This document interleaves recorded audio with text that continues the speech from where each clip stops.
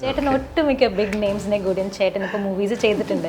ഇപ്പം നെക്സ്റ്റ് തന്നെ വരാൻ പോകുന്നത് മമ്മൂക്കയുടെ കൂടെയുള്ള കലങ്കാവൽ എന്നുള്ള മൂവിയാണ്. കലങ്കാവലിൻ്റെ ട്രെയിലറിൽ മമ്മൂക്കയുടെ ഒരു നോട്ടുണ്ട്, അത് കണ്ടപ്പോൾ തന്നെ കിളി പോയി. അതിൻ്റെ എന്താണ് ശരിക്കും എക്സ്പീരിയൻസ്? എന്ത് ചില്ലായിട്ടുള്ളൊരു ഒരു വ്യക്തിത്വമാണെന്ന് പറയുന്നത്. എനിക്ക് സാർ ലൈവായിട്ട് ചെയ്യുന്നതെല്ലാം അടുത്ത് നിന്ന് കാണാൻ പറ്റി. ചില സംഭവങ്ങളൊക്കെ കണ്ട് നമുക്കിങ്ങനെ ഇങ്ങനെ വൗ അടിച്ച കുറേ മൂമെന്റ്സ് ലൈവ് കാണാൻ പറ്റി. എന്താണ് നമ്മൾ കലങ്കാവലിൽ നമ്മൾ എക്സ്പെക്ട് ചെയ്യേണ്ടത്? മമ്മൂട്ടി സാർ വേറെ ലെവലാ. ഡിഗ്രി കഴിഞ്ഞ് ഒരു ഉഗ്രൻ IT കരിയറിനായുള്ള സ്വപ്നങ്ങളിലാണോ? 7000-ലധികം പ്ലേസ്മെന്റ്സ്, ലോകോത്തര നിലവാരമുള്ള job oriented advance training, projects, mock interviews Luminar നിങ്ങൾക്ക് ഉറപ്പു നൽകുന്നു. Luminar techno lab. Trust me, you can make it possible. ഇവൻ ചേട്ടൻ ഇപ്പോൾ ഒട്ടുമിക്ക മൂവീസിലും ഒരു പാട്ടാണ്. ഇപ്പം എവിടെ നോക്കിയാലും എല്ലാ മൂവീസിലും ചേട്ടൻ ഒരു പാട്ടാണ്. ഇപ്പം അത് തെറ്റാണോ? അത് തെറ്റാണെന്ന് എനിക്ക് തോന്നുന്നില്ല. ചേട്ടൻ ഒട്ടുമിക്ക ബിഗ് നെയിംസിനെ കൂടിയും ചേട്ടൻ ഇപ്പോൾ മൂവീസ് ചെയ്തിട്ടുണ്ട്. ഇപ്പം നെക്സ്റ്റ് തന്നെ വരാൻ പോകുന്നത് മമ്മൂക്കയുടെ കൂടെയുള്ള കലങ്കാവൽ എന്നുള്ള മൂവിയാണ്. അപ്പം എങ്ങനെയായിരുന്നു അതിലേക്കുള്ള ലൈക്ക് ആ റോളിലേക്കുള്ള ഒരു എത്തിച്ചേർന്നത് എങ്ങനെയാണ്? അത് ഇവൻ പ്രൊഡക്ഷൻ്റെ സൈഡിൽ തന്നെയാണ് വന്നത്. പ്രൊഡ്യൂസർ എന്ന് പറയുന്നത് പ്രിയപ്പെട്ട മമ്മൂട്ടി സാറാണ്. സാറ് അവനെ വയ്ക്കുമെന്ന് പറഞ്ഞു. നല്ലൊരു വേഷം അങ്ങനെ അദ്ദേഹം സമ്മാനിച്ചതാണ് കളങ്കാവലിലെ ക്യാരക്ടർ. അപ്പോൾ അതെനിക്ക് ഭയങ്കര ഏറ്റവും ഒരു ഭാഗ്യവാനായിട്ട് എനിക്ക് സ്വയം തോന്നിയിട്ടുള്ളൊരു കാര്യമാണ്. എൻ്റെ ജീവിതത്തിൽ ഏറ്റവും വലിയൊരു ഭാഗ്യമായിട്ട് അങ്ങനെ അവിടേക്കൊരു എൻട്രി സാറിൻ്റെ പ്രൊഡക്ഷനിലൊരു പടം ചെയ്യാൻ പറ്റി എന്നുള്ളത് ഏറ്റവും വലിയൊരു ഭാഗ്യമായിട്ട് വരുന്ന ഒരാളാണ്. സാറിൻ്റെ തന്നെ സജഷൻ കേട്ടത് എന്നാണ് ഞാൻ പറഞ്ഞു കേട്ടത്. സാറെന്നോട് പറഞ്ഞിട്ടില്ല. അപ്പം ഞാൻ അതേപോലെ ചേട്ടൻ്റെ ഒരു വീഡിയോ കണ്ടു. ചേട്ടൻ്റെ കേക്ക് കട്ടിങ് സെറമണി, ലൈക്ക് ചേട്ടൻ്റെ ബർത്ത്ഡേ സെലിബ്രേറ്റ് ചെയ്ത് മമ്മൂക്ക കേക്ക് തരുന്നൊരു വീഡിയോ ഞാൻ കണ്ടു. സോ അത് ലൈക്ക് ചേട്ടൻ പറഞ്ഞ പോലെ ഭയങ്കര ഒരു മെമ്മറബിൾ ആയിട്ടുള്ളൊരു എക്സ്പീരിയൻസ് ആയിരിക്കും. എങ്ങനെ ഉണ്ടായിരുന്നു അത് സെറ്റിൽ? അങ്ങനെ അത് നമ്മളൊന്നും സ്വപ്നം കണ്ടിട്ടില്ല. ഇതൊന്നും ഒരിക്കലും സ്വപ്നം കണ്ട കാര്യങ്ങളൊന്നുമല്ല. പക്ഷെ ആഗ്രഹങ്ങൾ ഭയങ്കരമായിരുന്നു. എനിക്ക് അത്യാഗ്രഹമാണ് എനിക്കറിയാം നന്നായിട്ട് തന്നെ ഈ കാര്യങ്ങളിൽ ഒരാൾ ആഗ്രഹിക്കുന്നതിൻ്റെ ഞാൻ ഈ പറഞ്ഞൊരു പരിധി വയ്ക്കാതെ ആഗ്രഹിക്കും. അതിപ്പോൾ കിട്ടിയാലും കിട്ടിയില്ലെങ്കിലും എനിക്ക് വിഷയമുള്ള ദിവസമൊന്നുമല്ല. പക്ഷെ മമ്മൂക്ക എന്ന് പറയുന്നൊരു അല്ലെങ്കിൽ മമ്മൂട്ടി സാർ എന്ന് പറയുമ്പോൾ എൻ്റെ കൃത്യമായിട്ട് ഷൂട്ട് നടക്കുന്ന ദിവസങ്ങളിൽ ഒരു ദിവസമാണ് എൻ്റെ ബർത്ത്ഡേ കൃത്യമായിട്ട് വന്നത്. അപ്പോൾ പ്രൊഡക്ഷൻ്റെ ഭാഗത്ത് നിന്ന് ഇങ്ങനെ ഒരു കേക്ക് നമുക്ക് കട്ട് ചെയ്യാം എന്നുള്ള പറഞ്ഞു. അവർ കേക്കൊക്കെ സെറ്റ് ചെയ്തു. പിന്നെ അന്ന് രാവിലെ വന്നപ്പോൾ ഞാൻ സാറിനെ അങ്ങനെ വന്ന് വെൽക്കം ചെയ്തു. സാർ ഇങ്ങനെ കട്ട് ചെയ്തു. എനിക്ക് ആ മൊമെൻ്റ് എനിക്ക് കൃത്യമായിട്ട് എനിക്കത് പറഞ്ഞാൽ എനിക്ക് അറിയില്ല അതെങ്ങനെ പറയണം, അതെങ്ങനെ ഞാൻ ആ വേറൊരു മൂഡിലായിരുന്നു. എൻ്റെ ബർത്ത്ഡേ എന്നുള്ളതല്ല, അങ്ങനെ ഭയങ്കരമായിട്ട് ബർത്ത്ഡേ ഒക്കെ ആഘോഷിക്കുന്ന ആളൊന്നുമല്ല. പക്ഷെ ഇങ്ങനെ ഒരു അവസരം കിട്ടിയപ്പോൾ ജീവിതത്തിൽ എന്നും കിട്ടുന്നൊന്നല്ല. ഇത്തരം അദ്ദേഹം ഒരു കേക്കിൻ്റെ പീസ് എടുത്ത് നമുക്കിങ്ങനെ വായിലേക്ക് വെച്ചിരിക്കുക എന്നുള്ളത് എൻ്റെ വന്യമായ സ്വപ്നങ്ങളിൽ പോലും ഇല്ല. അത് സംഭവിക്കാൻ ഒരു കാരണം ആയിട്ട് ഈ ഒരു സിനിമയുടെ ലൊക്കേഷനിൽ എൻ്റെ ബർത്ത്ഡേ വന്നു എന്നുള്ളതാണ്. അതിനപ്പുറമൊന്നും നമ്മൾ ഇതിലും വലിയ നമുക്ക് എന്ത് പറയാനാ, അത് വേറൊരു ഫീലാണ്. അദ്ദേഹത്തിൻ്റെ അടുത്ത് നമുക്ക് ഇങ്ങനെ നിൽക്കാൻ പറ്റുന്നില്ലേ. ഇങ്ങനെ ഇത്രയും നമ്മൾ സിനിമ അല്ലെങ്കിൽ TV കണ്ട മൊമെൻറ്റിൽ മുതൽ അല്ലെങ്കിൽ സിനിമയെ അല്ലെങ്കിൽ വിഷ്വൽ പരിപാടികളെല്ലാം സ്നേഹിച്ചു തുടങ്ങുന്ന കാലം തൊട്ട് കാണുന്ന മനുഷ്യനാണ്. നമ്മുടെയൊക്കെ ഉള്ളിൽ അമ്മാതിരി നല്ലൊരു അദ്ദേഹത്തിൻ്റെ കൂടെ നമുക്ക് ഇങ്ങനെ ഒരു പടത്തിൽ നല്ലൊരു സംഭവം ചെയ്യാൻ പറ്റി എന്നുള്ളത് അത് ഒരു എന്ത് പറയാം എനിക്കറിയില്ലത്. അതൊക്കെ അങ്ങനെ ഉള്ള കുറച്ച് കാര്യങ്ങളാണ്. അത് എനിക്കത് എക്സ്പ്രസ് ചെയ്യാൻ അറിയില്ല. സീരിയസ്ലി എനിക്കറിയാത്തതുകൊണ്ട്. മമ്മൂക്കയുടെ കൂടെ like how was it with മമ്മൂക്കയുടെ കൂടെ ആക്ട് ചെയ്യുമ്പോൾ അല്ലെങ്കിൽ ആൾ ഓൺ സെറ്റ് എങ്ങനെയാണ്? എപ്പോഴും നമ്മൾ പറഞ്ഞു കേട്ടിട്ടുണ്ട് ആൾ ഭയങ്കര സീരിയസ് ആണ്, ആൾ ജോക്സ് ഒന്നും അധികം അടിക്കാറില്ല. ആര് പറഞ്ഞു? അങ്ങനെയൊന്നല്ല. എനിക്ക് പറയുന്നത് ശരിയാണോന്ന് എനിക്കറിയില്ല. എന്നാലും എന്ത് ചില്ലായിട്ടുള്ളൊരു വ്യക്തിത്വമാണെന്ന് പറയുന്നത്. എനിക്ക് ഇങ്ങനൊരു ഇൻ്റർവ്യൂവിൽ പറയാമോന്നുമില്ല എനിക്കറിഞ്ഞൂടെ. ഞാൻ അതിനൊന്നും ആളൊന്നുമല്ല അദ്ദേഹത്തെ പറ്റി പറയാൻ. എനിക്ക് അത് വ്യക്തമായ ധാരണ എനിക്കുണ്ട്. പക്ഷെ ഇപ്പോൾ എന്ത് പറയാൻ എനിക്ക് ഏറ്റവും കൂടുതൽ ആരുടെ കൂടെയാണ് അദ്ദേഹം സംസാരിക്കാതിരുന്നിട്ടുള്ളത്, ആരുടെ കൂടെയാണ് ഒരു കാര്യം പറഞ്ഞാൽ അദ്ദേഹം റിയാക്ട് ചെയ്യാതിരുന്നിട്ടുള്ളത്. ഞാൻ കണ്ടിട്ടുള്ള എനിക്കറിയുന്ന അല്ലെങ്കിൽ എനിക്ക് മനസ്സിലായിട്ടുള്ള മമ്മൂട്ടി സാർ എന്ന് പറയുന്നത് ഭയങ്കര രസകരമായിട്ട് കാര്യങ്ങളെ കാണുകയും ഇപ്പം ആർക്കാണ് ഇപ്പം നമ്മുടെ സിറ്റുവേഷൻ അല്ലേ. ഇപ്പം ഞാൻ ഇപ്പോൾ പേര് പറഞ്ഞു ആതിര ഇപ്പം കാണുന്ന ഒരു എന്താ എൻ്റെ മൂഡ് സെറ്റിലായിരിക്കില്ല ഞാൻ ചിലപ്പോൾ ഒരു 10 മിനിറ്റ് കഴിഞ്ഞ് കാണുന്നത്. അപ്പം മനുഷ്യനാണ്, സ്വാഭാവികമായിട്ട് നമുക്ക് എന്തെല്ലാം കാര്യങ്ങൾ കിടക്കുന്നു. അപ്പം ഓരോരുത്തർ അവരുടേതായിട്ടുള്ള പെർസ്പെക്റ്റീവിലാണ് ഓരോരുത്തരെ പറ്റിയും പറയുന്നത്. അതിപ്പം എന്താ പറയുക, എനിക്കതിനെ പറ്റി ഇപ്പോൾ ഇതൊന്നുമില്ല. എനിക്ക് ഭയങ്കര എനിക്ക് അങ്ങനെയൊന്നുമില്ല. എനിക്ക് സാറിൻ്റെ കൂടെ ഇങ്ങനെ കുറേ ദിവസം ഇങ്ങനെ കൂടെ നിൽക്കാൻ പറ്റി, അത് എൻ്റെ ഏറ്റവും വലിയൊരു ഭാഗ്യമായിട്ട് എന്നെ കണ്ട്. അത്രേ ഉള്ളൂ. എനിക്ക് സാർ ലൈവായിട്ട് ചെയ്യുന്നതെല്ലാം അടുത്ത് നിന്ന് കാണാൻ പറ്റി. ചില സംഭവങ്ങളൊക്കെ കണ്ട് നമുക്കിങ്ങനെ ഇങ്ങനെ വൗ അടിച്ച കുറേ മൊമെൻറ്റ്സ് ലൈവ് കാണാൻ പറ്റി. അങ്ങനെയൊക്കെ ആയിരുന്നു കളങ്കാവൽ എനിക്ക്. അല്ലാതെ വേറെ എന്തെങ്കിലും പറയാൻ എനിക്ക് അറിയില്ല. അത് സാറിനെ പറ്റിയൊക്കെ എനിക്ക് പറയാനുള്ള അതില്ല എനിക്ക്. മീൻസ് പക്ഷേ ഇതൊക്കെ എനിക്ക് ലൈവായിട്ട് അനുഭവിക്കാൻ പറ്റി എന്നുള്ളതാണ് കളങ്കാവൽ തന്ന എൻ്റെ ഏറ്റവും വലിയൊരു ഭാഗ്യം. അതെ, മമ്മൂക്കയും വിനായകനും രണ്ടും 2 എക്സ്ട്രീംസ് ആണ്. ഓക്കെ, അവരുടെ കൂടെ ലൈക്ക് വിനായകൻ്റെ കൂടെ എങ്ങനെയായിരുന്നു സ്ക്രീൻ സ്പേസ് ഷെയർ ചെയ്തോ എന്ന് ചോദിക്കൽ കറക്റ്റ് ആണോ എന്ന് എനിക്കറിയില്ല, ബട്ട് ചെയ്തിട്ടുണ്ട്. എങ്ങനെയായിരുന്നു ആ എക്സ്പീരിയൻസ്? ആളുടെ കൂടെ ഫസ്റ്റ് ടൈം ആയിരിക്കും അല്ലേ? അതെ, വിനായകൻ ചേട്ടൻ എന്താ ഗംഭീര ആക്ടറല്ലേ. അദ്ദേഹത്തിൻ്റെ കൂടെ വളരെ ഭയങ്കര ജെന്യുവനായിട്ടൊക്കെ ഒരു മനുഷ്യനാട്ടോ. ഭയങ്കര ഇത് ചെയ്യുക, നമുക്കങ്ങനെ ചെയ്യാം ഇങ്ങനെ ചെയ്യാന്നൊക്കെ പറയുന്ന നല്ലൊരു ആളാണ്. എനിക്ക് മീൻസ് പേഴ്സണലി എൻ്റെ അനുഭവമാണ് ഞാൻ പറയുന്നത്. വളരെ എന്താണ് ഭയങ്കര കൃത്യനിഷ്ഠയുള്ള അങ്ങനെയൊക്കെയുള്ളൊരു മനുഷ്യനാണ്. കൃത്യം സമയത്ത് നിന്ന് അങ്ങനെയൊക്കെയുള്ള ഭയങ്കര കറക്റ്റ് ടൈമിലെത്തുന്ന, കറക്റ്റ് എല്ലാ കാര്യങ്ങളും റെഡിയായി സെറ്റ് ആയിട്ട് വരുന്ന അങ്ങനെയൊക്കെയുള്ളൊരു അടിപൊളി മനുഷ്യനാണ്. എനിക്കങ്ങനെ വേറെ എൻ്റെ അനുഭവത്തിലുള്ള വിനായകൻ ചേട്ടൻ അതൊക്കെയാണ്. ഭയങ്കര രസമാണ്, നല്ല മനുഷ്യനാണ്. ഈ ബിഫോർ ദ ടേക്ക് ഒരു പ്രെപ്പ് ഉണ്ടാവുമല്ലോ, ഓരോ ആക്ടറുടെയും അവരുടെ സ്വന്തമായിട്ടുള്ള ഒരു സ്റ്റൈലുണ്ട്. Okay, before the take a shot. So അങ്ങനെ മമ്മൂക്കയുടെയോ അല്ലെങ്കിൽ കോ ആക്ടേഴ്സിൻ്റെയോ പ്രെപ്സ് കണ്ടിട്ട് എപ്പോഴെങ്കിലും ഇൻസ്പയർ ആയിട്ടുണ്ടോ? ഇപ്പോൾ ചേട്ടൻ പറഞ്ഞ പോലെ ചില മൊമെൻറ്റ്സ് കണ്ടിട്ട് ചേട്ടന് ഗൂസ് ബംസ് വന്നിട്ടുണ്ട്. അതുമാതിരി ഏതെങ്കിലും ഒരു ഇൻസിഡൻറ്റ് അല്ലെങ്കിൽ ഇൻസ്പയർ ആയോ എന്നതിനപ്പുറത്തേക്ക് ഇത് കാണാനുള്ളൊരു ഭാഗ്യം കിട്ടിയെന്ന് നേരത്തെ ഞാൻ പറഞ്ഞില്ലേ, അത് തന്നെയാണ് എൻ്റെ ഏറ്റവും വലിയൊരു കാര്യമായിട്ട്. പിന്നെ ഒരു കാര്യം മനസ്സിലാക്കി, ചില കാര്യങ്ങളൊക്കെ ചിലർ മീൻസ് ഈ പറഞ്ഞ മമ്മൂട്ടി സാറാവട്ടെ അല്ലെങ്കിൽ നമ്മുടെ ഈ വലിയ വലിയ ആക്ടേഴ്സൊക്കെ ചെയ്യുന്ന കാര്യങ്ങളൊക്കെ സ്വയം ചെയ്യുമ്പോൾ മനസ്സിലാവും നമ്മൾ എന്താണ് എന്നുള്ളത്. എനിക്ക് ഏറ്റവും വലിയ തിരിച്ചറിവ് അതൊക്കെയാണ്. നമ്മൾ അതുപോലെയൊക്കെ ചെയ്യാൻ നോക്കുമ്പോൾ സ്വയം ഒരു പുച്ഛം തോന്നുന്ന ഒരു സംഭവമൊക്കെ ഉണ്ടായിട്ടുണ്ട്. എന്താണിത്, നമ്മളങ്ങനെ ചിന്തിക്കാൻ പാടുണ്ടോ, നമ്മൾ ഇങ്ങനെയൊക്കെ ചെയ്യാമോ, അവർ നന്നായിട്ട് ചെയ്ത് വെച്ചേക്കല്ലേ, നമ്മൾ എന്തിനാ അങ്ങനെയൊക്കെ ചെയ്ത് നോക്കുന്നതെന്നുള്ള സ്വയം ഒരു അറിവ് എനിക്കുണ്ട്. എനിക്ക് ചില നമ്മുടെ എല്ലാ ആക്ടേഴ്സ് ഒക്കെ ചെയ്ത് വെച്ചേക്കുന്ന റീൽസൊക്കെ ചിലരൊക്കെ കാണുമ്പോൾ എനിക്ക് ഭയങ്കര വല്ലാതെ ബഹുമാനം തോന്നും. കാര്യം എനിക്ക് തോന്നുന്നു ആ വോയിസിനനുസരിച്ചിട്ട് ആ മൂഡ് ക്രിയേറ്റ് ചെയ്ത് ഇവർ ചെയ്യുന്നതാണ്. ഏകദേശം അതുപോലെ തന്നെ ഒരു ഇമിറ്റേഷനാണ്. പക്ഷെ ഞാൻ ചിലപ്പോഴൊക്കെ ട്രൈ ചെയ്ത് നോക്കാറുണ്ട്. ഇത് ആരെയും കാണിക്കാൻ വേണ്ടിയിട്ടല്ല, എനിക്ക് തന്നെ നോക്കാനായിട്ട്. ഇവരൊക്കെ ഭയങ്കര ഗംഭീരമായിട്ട് ചെയ്തു വെച്ചേക്കുന്ന സാധനങ്ങൾ എൻ്റെ മോഡുലേഷനിൽ എൻ്റെ രീതിയിൽ അത് ചെയ്താൽ എങ്ങനെ ഇരിക്കും നോക്കിയിട്ട് ഞാനങ്ങനെ നോക്കിയിട്ട് ഒരു 4-5 പരിപാടികളൊക്കെ ഇങ്ങനെ നോക്കിയിട്ട് ഞാൻ മനസ്സിലാക്കി ഭയങ്കര ബോറാണ്. അവർ ഉണ്ടാക്കി വെച്ചേക്കുന്ന ഒരു സംഭവമുണ്ട്, അതങ്ങനെ തന്നെ ഇരിക്കട്ടെ, അതങ്ങനെ ഇരിക്കണം. പിന്നെ ഒരു സ്വയം ടെസ്റ്റ് ചെയ്യാൻ പറ്റും. ഇത് ഞാൻ ചെയ്താൽ ഇങ്ങനെയാണെന്നുള്ള തിരിച്ചറിവ് നമുക്ക് ഉണ്ടാവും. ചിലത് പിന്നെ എനിക്ക് ഇഷ്ടമുള്ള കാര്യം കേട്ടോ, അങ്ങനെ ചെയ്യുന്നത് ഒരു ഇഷ്ടമുണ്ട്. കാര്യം എൻ്റെ കാഴ്ചപ്പാടിൽ അല്ലെങ്കിൽ ഞാൻ അവർ ചെയ്തത് ചെയ്യാതെ അതിനെ ആ ഒരു മൂഡ് സെറ്റ് ചെയ്തുകൊണ്ട് തന്നെ എൻ്റേതായിട്ടുള്ള രീതിയിൽ ചെയ്യുമ്പോൾ അത് നമ്മളെല്ലാം കണ്ട് ഇഷ്ടപ്പെട്ടത് കൊണ്ടാണ് ചിലപ്പോൾ സ്വയം ചെയ്യുന്നത് വർക്കാവാത്തത് നമുക്ക്.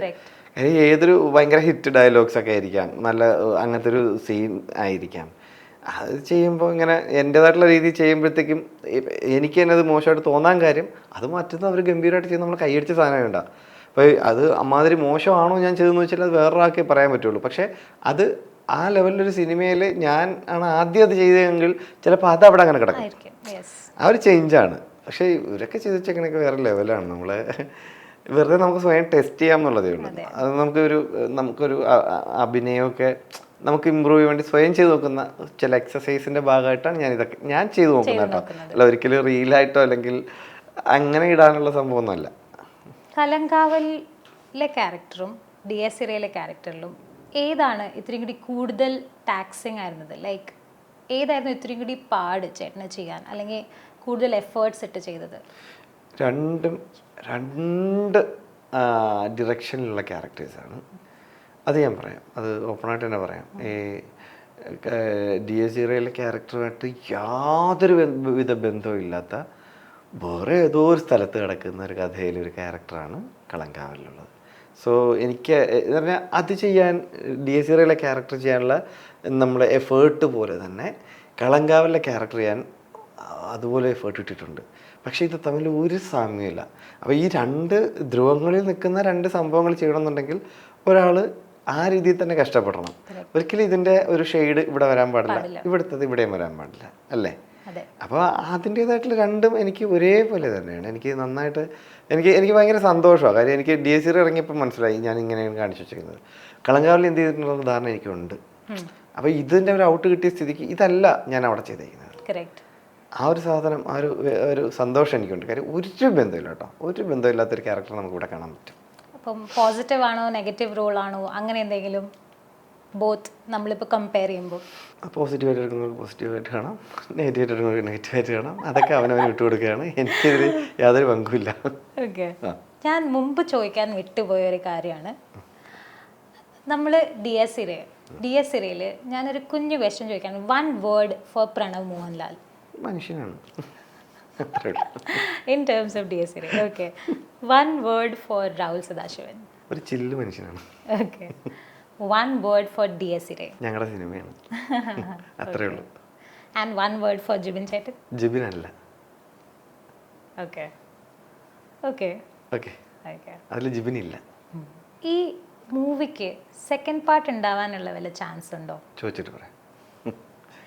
നമുക്ക് ഒരു സ്പോയിലർ അല്ല, പക്ഷെ എന്നാലും നമുക്കൊരു ഹിന്റ് തന്ന പോലെ ഞാൻ കണ്ടു. തോന്നിയോ? ഓഫ് കോഴ്സ് തോന്നി. നല്ല തോന്നലാണ്. ഞാൻ ചോദിക്കാം. എനിക്കും തോന്നി, പക്ഷെ എനിക്കൊരു ധാരണയില്ല. ഉണ്ടാവുമായിരിക്കും, ദൈവമേ വിളിച്ചാൽ മതി ഉണ്ടെങ്കിൽ. എനിക്ക് അത്രയൊക്കെ ഉള്ളൂ.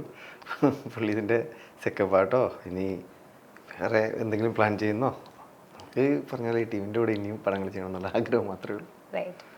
സോ കമ്മിങ് ബാക്ക് ടു കലങ്കാവലിൻ്റെ ഷൂട്ട് ലൊക്കേഷൻസ് എക്സാക്ട്ലി എവിടെയൊക്കെയായിരുന്നു ചേട്ടൻ? Was it based in Keralam മാത്രം? അല്ല, ഷൂട്ട് അത് നാഗർകോവിൽ ഭാഗത്തായിരുന്നു ഷൂട്ട് കൂടുതൽ നടന്നത്. നാഗർകോവിൽ ഭാഗത്തുണ്ട്.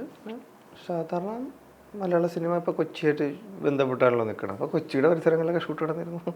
ഇതൊക്കെയുള്ളൂ. അത് അല്ല വേറെ ഇതൊക്കെ നമുക്ക് അന്ന് അപ്ഡേറ്റ് ചെയ്ത് വാർത്തകൾ കിട്ടിയതാണല്ലോ. അപ്പം നമുക്ക് പ്രേക്ഷകർക്ക് വേണ്ടി എന്താണ് നമ്മൾ കലങ്കാവലിൽ നമ്മൾ എക്സ്പെക്ട് ചെയ്യേണ്ടത്? എക്സ്പെക്ട് ചെയ്യാനുള്ള സാധനം എന്ന് പറയുന്നത് മമ്മൂട്ടി സാറ് തീ വേറെ ലെവല. എല്ലാത്തിലും അദ്ദേഹം അങ്ങനെയാണ്, പക്ഷേ ഇതിലും ഉണ്ട് അദ്ദേഹത്തിൻ്റെ ആയിട്ടുള്ള സിഗ്നേച്ചർ സാധനങ്ങൾ. മമ്മൂക്കയുടെ റോള് എന്താണ് ശരിക്കും അതിൽ? Like what is he in that movie? നമ്മൾ സാറാണ് പ്രൊഡ്യൂസർ.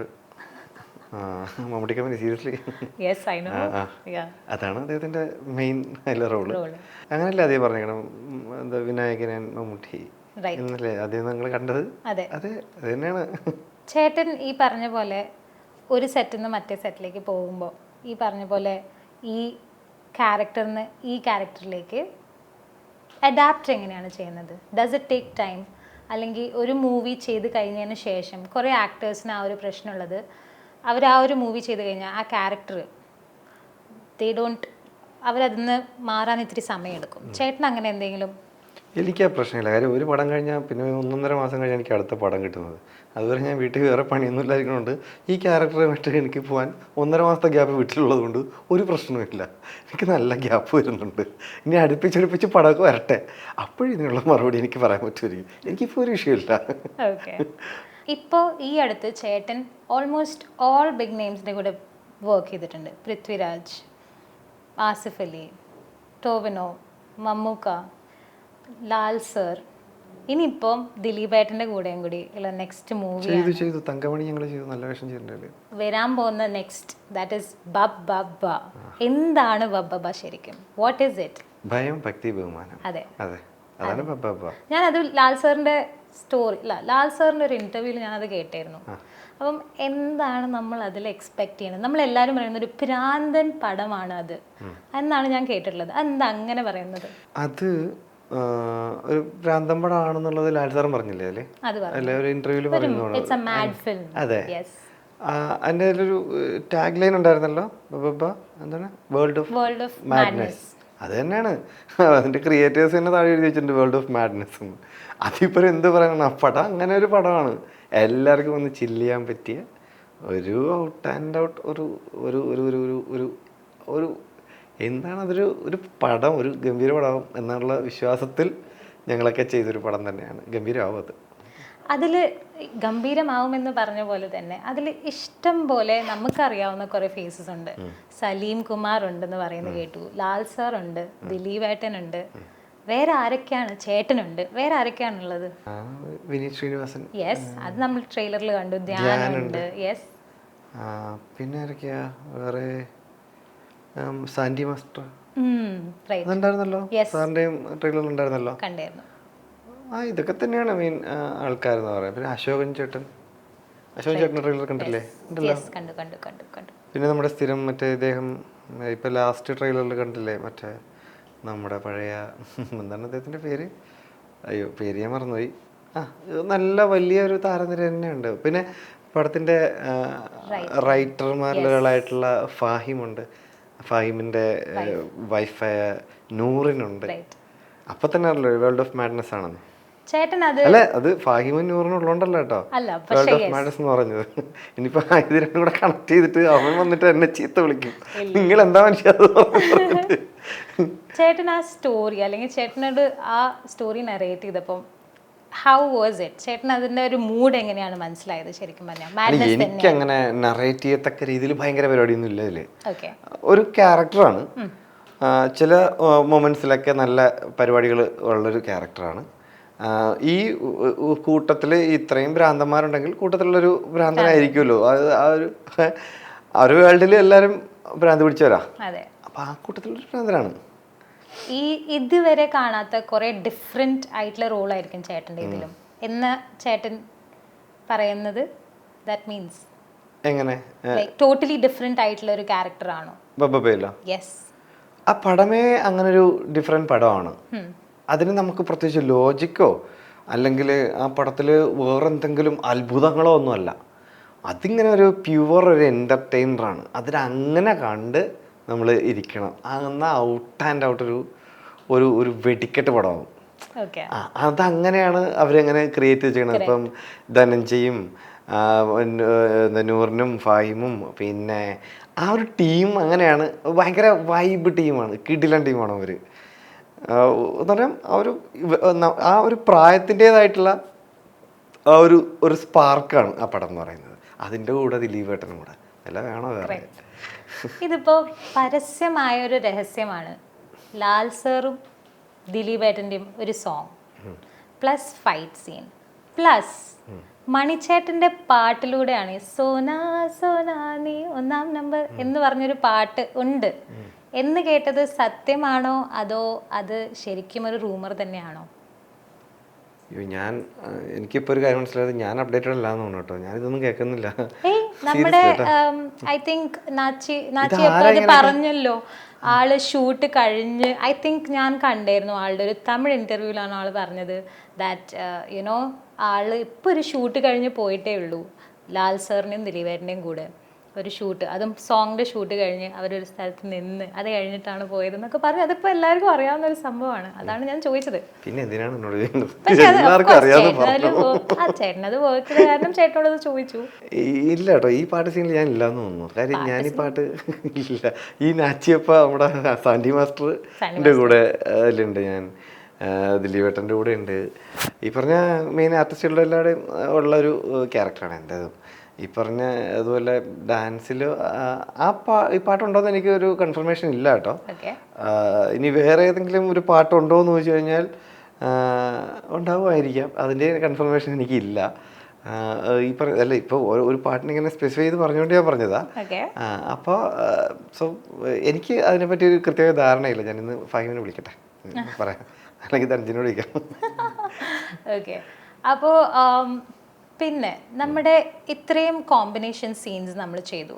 അപ്പം പ്രണവിന്റെ കൂടെ combination scenes like totally through out the movie ചേട്ടൻ ഉണ്ടായിരുന്നു ഫോർ DSA. എങ്ങനെയായിരുന്നു അതിൻ്റെ പോലെ തന്നെയായിരുന്നു കളങ്കാവലില്, അല്ലെങ്കിൽ നമ്മളിങ്ങനെ കമ്പയർ ചെയ്യുമ്പം ഏതായിരുന്നു കൂടുതൽ ഇൻട്രസ്റ്റിംഗ് ആയിട്ടുള്ളൊരു സെറ്റ്? ഇല്ല, അങ്ങനെ എനിക്ക് കളങ്കാവലിൻ്റെ ഡയറക്ടർ ജിതിൻ കെ ജോസാണ് ഡയറക്ടർ. അതിൻ്റെ റൈറ്ററിലൊരാൾ ജിഷ്ണു, പിന്നെ ക്യാമറ ചെയ്യുന്നത് ഫൈസലിക്ക, പിന്നെ ഈ മമ്മൂട്ടി കമ്പനി എന്ന് പറയുന്ന ഒരു വലിയ ഒരു പ്രൊഡക്ഷൻ ഹൗസ്, അവിടുത്തെ കുറേ ആൾക്കാർ, മീൻസ് ഈ നമ്മുടെ ചേട്ടന്മാരെല്ലാവരും അതിനകത്തുള്ള എല്ലാം ചില്ലാണ്. ഈ പറഞ്ഞതുപോലെ എന്തോ എനിക്ക് ഭയങ്കര ഇഷ്ടമാണ് ആ ടീമും. ഈ ജിതിനായാലും ജിഷ്ണു ആയാലും ഇവരൊക്കെ എന്താ വളരെ അപ്ഡേറ്റഡ് ആയിട്ടുള്ള സിനിമാക്കാരാണ്. ഒരു പിടിവാശിയോ കാര്യമൊന്നുമില്ല, ഭയങ്കരമായിട്ട് സ്വാതന്ത്ര്യം തരും നമുക്ക് ചെയ്യാൻ. ഭീകരമായിട്ട് അവർ പറയും, നമുക്ക് ഈ പറഞ്ഞ ഇൻപുട്ടൊക്കെ ധാരാളം എന്തെങ്കിലും ആവശ്യമുള്ളതൊക്കെ ഇടാൻ സമ്മതിക്കുന്ന, അല്ലെങ്കിൽ നമുക്ക് അങ്ങനെയൊക്കെ സ്വാതന്ത്ര്യം തരുന്ന ആൾക്കാരാണ് അവരുടെ ഗംഭീര എഴുത്തുകാരും കൂടെ കേട്ടോ. നന്നായിട്ട് ഒരു സ്ക്രീൻ പ്ലേ ഒക്കെ ഗംഭീരമായിട്ട് ചെയ്ത ടീമുകളാണ്.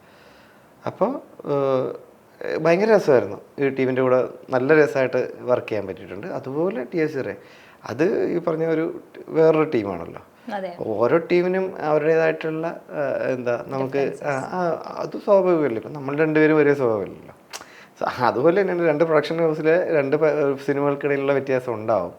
അത് രണ്ടിൻ്റെയും ഒരുപോലെ ഉള്ള ഞാനെന്നുള്ള വ്യക്തി രണ്ടും ഞാൻ ആസ്വദിച്ചു. അപ്പോൾ എനിക്ക് ഒരുപോലെ തന്നെയാണ്, രണ്ടും ഒരേപോലെ തന്നെയായിരുന്നു. ഈ മൂവിയിൽ നമുക്ക് ബബ്ബയിൽ നമുക്ക് മാസ് പ്രതീക്ഷിക്കണ്ടേ? ട്രെയിലർ കണ്ടില്ലേ? കണ്ടു. പിന്നെ മാസല്ലേ അത്? കണ്ടു. ഇനിയും പ്രതീക്ഷിക്കാതിരുന്നത് മോശമാണ്. ഇനിയെങ്കിലും പ്രതീക്ഷിക്കണം. മാസുണ്ട്. മാസ് വെച്ചാൽ ഒരു എന്താ ബെഡാം മാസ്. ചേട്ടൻ്റെ നെക്സ്റ്റ് ഡ്രീം എന്താണ്? ലൈക്ക് ഇത്രയും ഡിഫറെന്റ് ക്യാരക്ടേഴ്സ് ചെയ്തു, ഇനി എന്താണ് ചേട്ടന് ചെയ്യാൻ ആഗ്രഹം? എൻ്റെ ലാസ്റ്റ് ഡ്രീം ഏതാണെന്നറിയാമോ? എന്താ എൻ്റെ ലാസ്റ്റ് ഡ്രീം ഏതായിരുന്നു? Last dream to be in the film industry and do as many characters as possible. അപ്പോൾ അത് തന്നെയാണ്, ഇനി അത് തന്നെയാണ്. അല്ല, പ്രത്യേകിച്ച് എനിക്കൊരു, ഞാൻ പറഞ്ഞില്ലേ, ഒന്നിനും ഞാനൊരു കൃത്യമായിട്ടൊരു സംഭവം ചെയ്തു വെച്ചിട്ട് ചെയ്യുന്ന ആളല്ല. എനിക്ക് ഇന്നതാവണം എന്നോ ഒരു സിനിമാക്കാരനായിട്ട് ഇവിടെ എന്ന് നിലനിൽക്കണം എന്നുള്ളത് മാത്രമേ ഉള്ളൂ. അതിന് ഇന്ന കാലത്ത് എനിക്ക് ഇത്ര വലിയ ആളാവണമെന്നോ അങ്ങനെയൊന്നും എനിക്കെന്നുമില്ല. എനിക്കെന്നും ഇതുപോലെയുള്ള കുറേ നല്ല സിനിമാക്കാരുടെ കൂടെ കുറേ നല്ല വേഷങ്ങളൊക്കെ ചെയ്ത് ഇവരുടെ കൂടെ കാര്യമൊക്കെ പറഞ്ഞ് അങ്ങനെ ജീവിച്ചു പോകണം. എനിക്ക് അതിനപ്പുറമൊന്നും വേറെ ഒരു കാര്യമില്ല. എനിക്ക് പ്രത്യേകിച്ചൊന്നും പറയാൻ അതിലൊന്നും ഇല്ല. ഞാൻ അന്നും ഇന്നും ഒറ്റ സ്വപ്നമേ ഉള്ളൂ. അതാ ഞാൻ ചോദിച്ചു പഴയത് ഏതാണെന്ന് അറിയുമെന്ന്. അത് പറഞ്ഞു. അത് തന്നെയാണ്, എന്നും അത് തന്നെയാണ്. അതിന് നമുക്കൊരു, ഞാൻ നേരത്തെ പറഞ്ഞില്ലേ, ഇപ്പം ഞാൻ സിനിമ ചെയ്തു, ഓക്കെ, എൻ്റെ ആഗ്രഹം പൂർത്തിയായി. ഇല്ല, എനിക്ക് ആ ആഗ്രഹം പൂർത്തിയാകത്തോണ്ട് ഞാൻ പറയാം എനിക്കിത്തിരി ആക്രാന്തം കൂടുതലാണ്, ആർത്തി കൂടുതലാന്ന് പറഞ്ഞത്. അതെനിക്ക് സിനിമയുടെ ഭാഗത്ത് എനിക്ക് അതാണ് എനിക്ക് ഏറ്റവും കൂടുതലുള്ളത്. അമിതമായ ആഗ്രഹമാണ് അത്.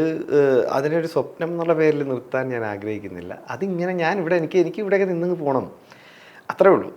എന്നും ഇവരെ ഇവിടെയൊക്കെ ഈ പറഞ്ഞ പോലെ പുതിയ പുതിയ സിനിമാക്കാരും പഴയതായിട്ടുള്ള സിനിമാക്കാരോടും ഒക്കെ ഒരുപോലെ പോകാൻ പറ്റണം. ആ ഒരു എന്താ ആ ഒരു അങ്ങനെ മാത്രമേ ഞാൻ ചിന്തിച്ചിട്ടുള്ളൂ. അതിൻ്റെ ഒരു സ്വപ്നത്തിൻ്റെയോ അല്ലെങ്കിൽ ഒരു ബൗണ്ടറിയുടെയോ കാര്യങ്ങളൊന്നും എനിക്കില്ല. അങ്ങനെ പോയാൽ മതി. എനിക്ക് ഇടയ്ക്ക് നിങ്ങൾ ഇതുപോലെ ഇൻ്റർവ്യൂവിന് വിളിക്കുക. ദിലീപേട്ടൻ ഈ 2025 തൂക്കുമോ? Like almost all the movies, ദിലീപേട്ടൻ്റെ മൂവി ഇപ്രാവശ്യം തൂക്കുമോ 2025? അതിലെന്താ അങ്ങനെ പ്രത്യേകിച്ച് എന്താ ഒരു ഡൗട്ട്? അമ്മാതിരി പരിപാടി കാണിച്ചു വെച്ചിട്ടുണ്ടല്ലോ. അയ്യോ, ബബ്ബയിലെ. ഓക്കെ. അതേപോലെ ഇപ്പോൾ റീസെൻ്റ്ലി ഇന്നലെയായിരുന്നു ഐ തിങ്ക് ചേട്ടൻ ഒരു സ്റ്റോറി ഇട്ടത്, നമ്മുടെ വിസ്മയ മോഹൻലാലിൻ്റെ മൂവി വരാൻ പോകുന്നുണ്ട് തുടക്കം. അതിൽ ചേട്ടനൊരു പാട്ടാണെന്ന് ഞാൻ ഇന്നലെയാണ് ആക്ച്വലി അറിഞ്ഞത്. സോ അതിൽ എങ്ങനെയാണ് അങ്ങോട്ട് എത്തിയത്? 2018 സിനിമ അന്നാണ് ജൂഡ് ആൻഡ്. യെസ്. ആ ഡയറക്ടർ എന്നിലെ കണ്ട അല്ലെങ്കിൽ അദ്ദേഹത്തിൻ്റെ കോൺഫിഡൻസ് ആണ് ഈ സിനിമയിൽ എന്നെ വിളിച്ചത്. കറക്റ്റ്. രണ്ടായിരത്തി കണ്ടതല്ലേ? അത് കണ്ടതാണ്. സ്വാഭാവികമായിട്ട് എനിക്ക് തോന്നുന്നു എനിക്ക് വലിയൊരു അവസരം ഉണ്ടാക്കി തന്നൊരു സിനിമയാണ് 2018 എന്നുള്ളത്. അതിൽ എന്നെ ഞാൻ പറഞ്ഞില്ലേ, ഡയറക്ടേഴ്സ് ഒരു ആക്ടറിനെ വിശ്വസിക്കുക എന്ന് പറയുന്നതാണ് ഒരു ആക്ടറിന് കിട്ടുന്ന ഏറ്റവും വലിയൊരു ഭാഗ്യം. ഒരു ഡയറക്ടർ അയാളത് ചെയ്യും എന്ന് ഓപ്പണായിട്ട്, അല്ലെങ്കിൽ നിങ്ങളത് ചെയ്യണം കേട്ടോ എന്ന് പറയുമ്പോൾ, നിങ്ങളത് ചെയ്യും, നിങ്ങളത് ചെയ്യണം എന്ന് പറയുമ്പോൾ ഒരു ആക്ടറിന് കിട്ടുന്നൊരു കോൺഫിഡൻസിൻ്റെ ഒരു ലെവലുണ്ട്. ടപ്പേന്ന് പറയുന്നത് കയറും നമ്മൾ. അപ്പോൾ എന്താ കരുതുന്നത്, ആ പടത്തിൻ്റെ മെയിൻ ആൾ ഡയറക്ടറല്ലേ, അപ്പം അദ്ദേഹം പറയുകയാണ് ഞാൻ ചെയ്യുമെന്ന്. അദ്ദേഹത്തിന് അറിയാം പിന്നെ എനിക്കെന്താണ് കോൺഫിഡൻസിൻ്റെ കുറവ് വരേണ്ടത്? ഞാൻ ഓക്കെ അല്ലേ, ഞാനത് ഡബിൾ ഓക്കെ ആവൂലേ? അയാൾക്ക് വിശ്വാസം ഉണ്ടെങ്കിൽ പിന്നെ എനിക്കാണോ വിശ്വാസം ഇല്ലാതാവേണ്ടത്? ഒരിക്കലുമല്ല.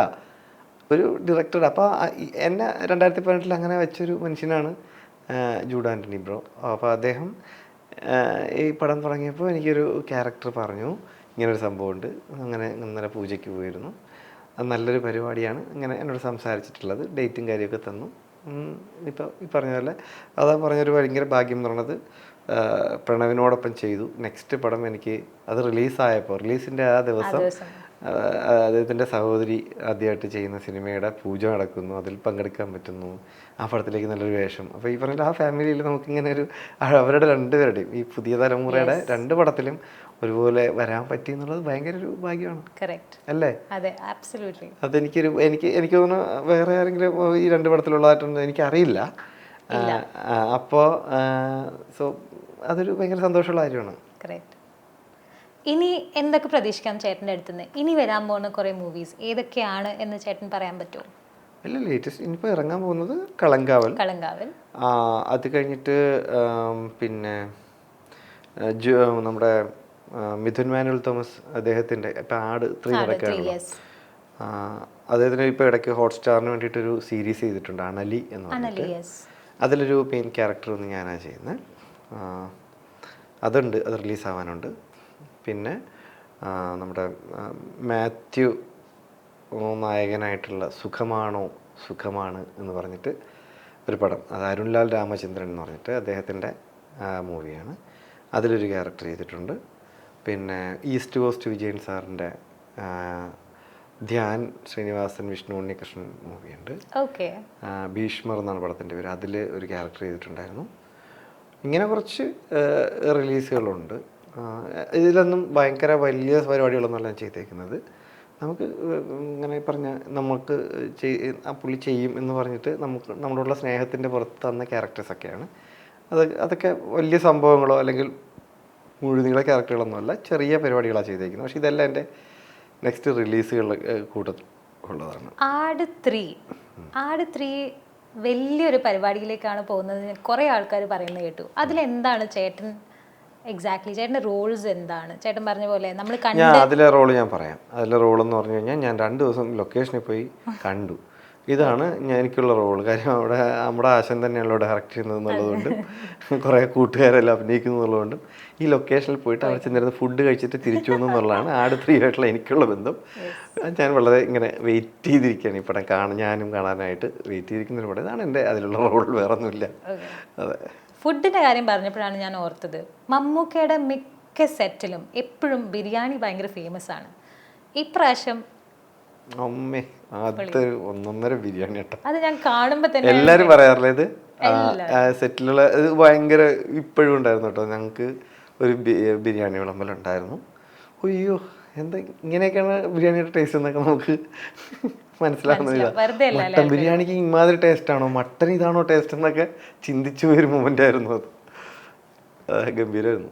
മമ്മൂക്കയുടെ ടീസർ നമ്മൾ കണ്ടു, അതിൽ നല്ല പൊളി ലുക്കാണ്. ആള് സ്മോക്ക് ചെയ്യില്ല എന്ന് പറയാറുണ്ട്. നമ്മൾ ടീസറിൽ ആളുടെ സിഗരറ്റും അതൊക്കെ വെച്ചിട്ടുള്ളൊരു നല്ലൊരു ഷോട്ട് കണ്ടു. How was it after so long നമ്മൾ മമ്മൂക്കേനെ അങ്ങനെ കാണുന്നത്? അത് കണ്ടപ്പം ചേട്ടൻ ഉണ്ടായിരുന്നു ആ ഷൂട്ട് സെറ്റിലപ്പം ആ സമയത്ത് ആ സീൻസ് ഒക്കെ എടുക്കുമ്പോൾ? ആ സീൻ മാത്രമല്ല, ഏത് സീൻ കണ്ടാലും ഞാനില്ല സെറ്റിലുണ്ടെങ്കിൽ ഞാൻ ഇങ്ങനെ നോക്കി നിൽക്കിങ്ങനെ, അയ്യോ അതെന്താ കാണിക്കുന്നത് ഇങ്ങനെ നമ്മളിങ്ങനെ ഒരാകാംക്ഷ ഉണ്ടല്ലോ. നമ്മൾ ഈ പറഞ്ഞല്ലോ, നമ്മളിപ്പോൾ ഒരു കടൽ ആദ്യമായിട്ട് കാണുന്ന ആളിൽ എന്താണ് ഫീല്, നമ്മളിങ്ങനെ എന്നിട്ട് ഇങ്ങനെ ഒന്നുമില്ലെങ്കിൽ നമ്മൾ തിരയെങ്കിലും എണ്ണീക്കും. നമുക്ക് അറിയില്ല കടൽ എന്താണെന്നറിയില്ല, നമുക്ക് കേട്ടുള്ള അറിവാണ്.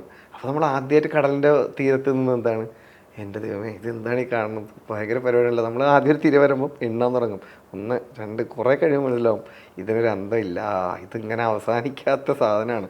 ഈ ഒരു സാധനം പോലെയാണ് നമ്മളിങ്ങനെ ഈ ദൈവത്തിൻ്റെയൊക്കെ അടുത്ത് നിൽക്കുമ്പോഴത്തേക്കും ചെയ്യുന്നതും ഓരോ പുള്ളിയുടെ മീൻസ് ഇപ്പം ഞാനെന്നുള്ളത് വളരെ നമുക്ക് പറയാമല്ലോ, എനിക്കൊരു ഭാഗ്യം പോലെ ഞാൻ അവിടെ ചെന്ന് നിന്നതാണ്. അപ്പം അതുകൊണ്ടാണ് എനിക്ക് ഒരു എക്സൈറ്റ്മെൻറ്റ് ഇത് പറയുമ്പോഴും എനിക്കൊരു എക്സൈറ്റ്മെൻറ്റ് ഞാനിങ്ങനെ പറഞ്ഞു പോകണമെന്ന് വെച്ചാൽ ഇതൊക്കെ എനിക്ക് ഇപ്പം നമ്മൾ പ്രിപ്പയർ ചെയ്ത് സംസാരിക്കുന്നതല്ലോ. അപ്പം എനിക്കിതൊക്കെയാണ് എൻ്റെ ഉള്ളിലെ ഫീൽ ഇതാണ്. ഇപ്പം അത് എങ്ങനെ എടുത്താലും ശരി, പക്ഷേ എനിക്കിത് ലൈവായിട്ട് കാണണം, കണ്ടിട്ട് എങ്ങനെയാണ് സാറ് ഇതൊക്കെ ചെയ്യുന്നത് കാണാനുള്ള ഒരു കൊതിയുണ്ടല്ലോ, ഒരു വല്ലാത്തൊരു കൊതിയാണ്. അപ്പം അത് ഇങ്ങനെ നോക്കി നിന്ന് ഇങ്ങനെ കണ്ട് ഇങ്ങനെ ആസ്വദിക്കുക എന്നുള്ളതാണ്. അത് കണ്ട് ഇങ്ങനെ ആ ഒരു എന്താ പറയുക, നമ്മളാ ഒരു മൈൻഡ് ഇങ്ങനെ ഒരു സാധനം അടിക്കുമല്ലോ, അതിങ്ങനെ കണ്ടിങ്ങനെ നിൽക്കുക.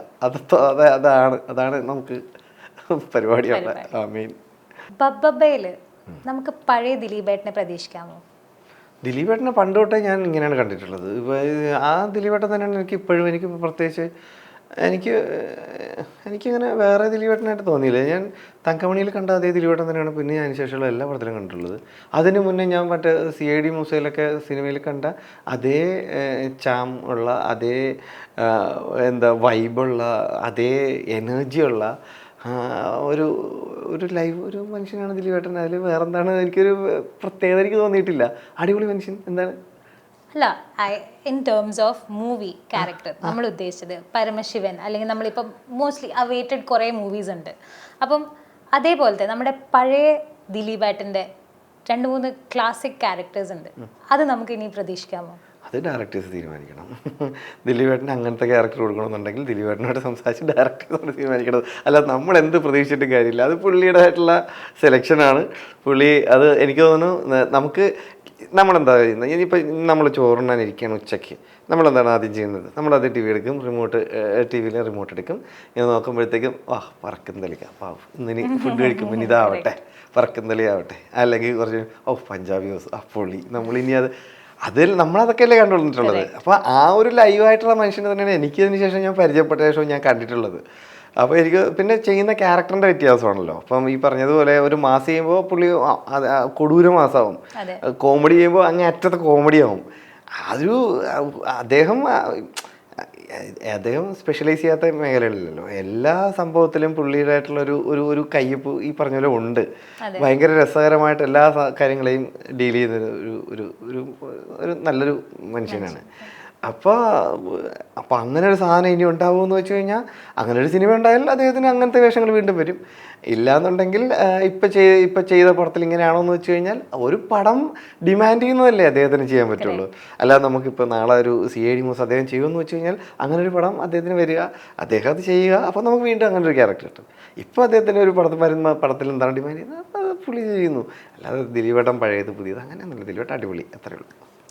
ഈ വരുന്ന സിനിമയിൽ നമുക്ക് പാട്ടുകൾ, നല്ല പാട്ടുകൾ, ലൈക്ക് ചേട്ടൻ കേട്ടോ ഓൾറെഡി അതിലുള്ള പാട്ടുകൾ, നമ്മുടെ കലങ്കാവലിലായാലോ അത് ബബ്ബബ്ബയിലായാലോ, അതിൽ ഏതാണ് നമുക്ക് ഇൻട്രസ്റ്റിംഗ് ആയിട്ടുള്ള പാട്ടുകൾ, നമുക്ക് എന്താ പറയുക ട്രെൻഡിങ് ആവാൻ പോകുന്ന പാട്ടുകളായിട്ട് എന്തെങ്കിലും ഉണ്ടോ? അതോ ട്രെൻഡിങ് ആയിട്ടുള്ള ഡയലോഗ്സ് ഉണ്ടായിരിക്കാം? പോസ്റ്റ് പ്രൊഡക്ഷനിലിരിക്കുന്ന പടത്തെപ്പറ്റി ഞാൻ പറഞ്ഞിട്ട് വേണം. നല്ല പരിപാടി കേട്ടോ.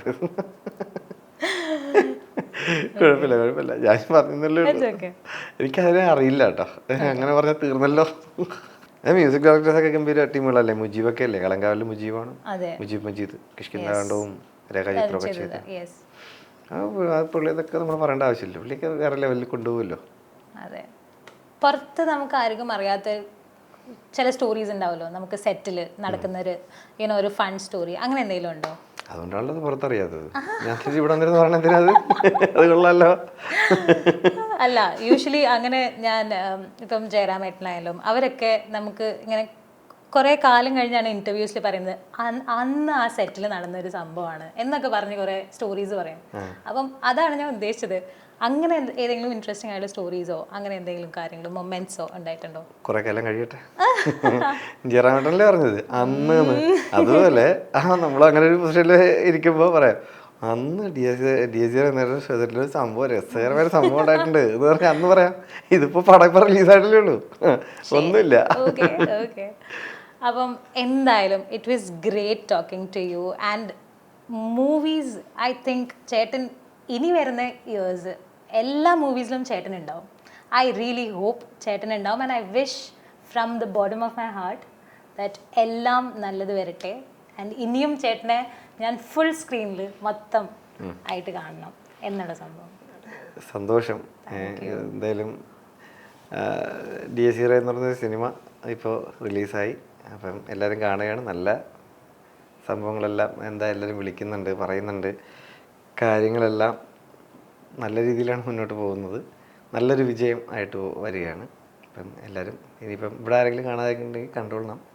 അത്രയും പെട്ടെന്ന് കാണുക. ആ ഒരു ഫീൽ, ഇതിൻ്റെ സ്പോയിലറൊക്കെ കേട്ടിട്ട് പോയി കഴിഞ്ഞാൽ അത് ഫീലാവില്ല. അപ്പം അങ്ങനെ തന്നെ ഫ്രഷ് ആയിട്ട് പോയി കാണണം. എന്തായാലും നല്ലൊരു വർഷം എല്ലാവർക്കും ഉണ്ടാവട്ടെ. അടിപൊളിയാവട്ടെ, ഗംഭീരമാവട്ടെ. Wishing you all the luck, love and light. Okay, thank you. Welcome. Share it. Yeah, thank you.